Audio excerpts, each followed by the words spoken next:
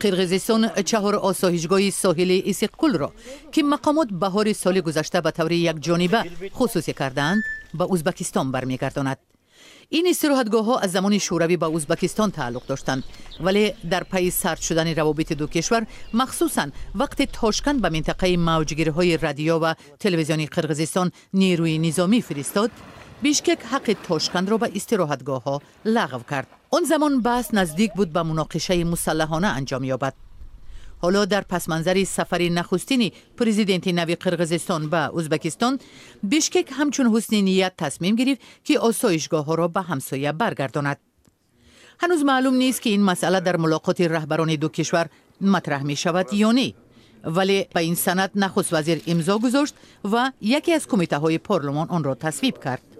قضیه خصوصی گردانی آسایشگاه ها از آن شروع شد که بهار سال 2016 ازبکستان موضع اونگرتو در قلمرو قرقیزستان را خاک خود اعلان کرد. همزمان با این مقامات قرقیزستان به طور یکجانبه 4 آسایشگاه را که در زمان شوروی از حساب ازبکستان بنیاد شدند به توازن خود درآورد. تاشکند در جواب به دادگاهی بین المللی مراجعت کرد.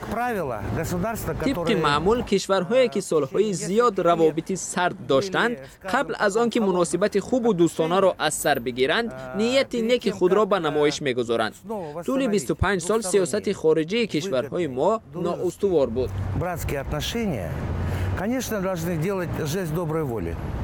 مقامات قرقیزستان میگویند تاشکند باید این بناها را تعمیر کند و به سطح مهمانخانه های 3 یا 4 ستاره دار برساند.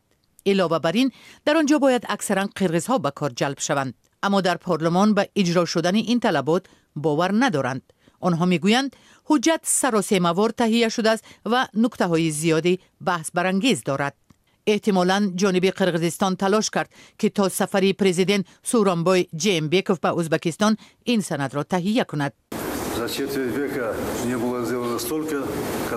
در مدت 1 سال اقدام‌های عملی شدند که در 25 سال نبودند. من به حیث رئیس جمهوری نو تصدیق می‌کنم که همه سازشنامه‌ها باقی می‌مانند.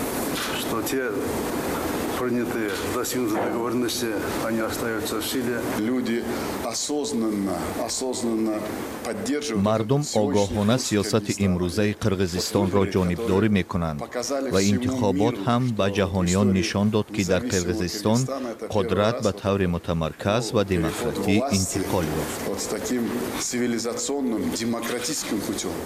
انتظار می‌رود که در جریان ملاقات رهبران دولت‌ها مشکلات مرزی هم بررسی شود.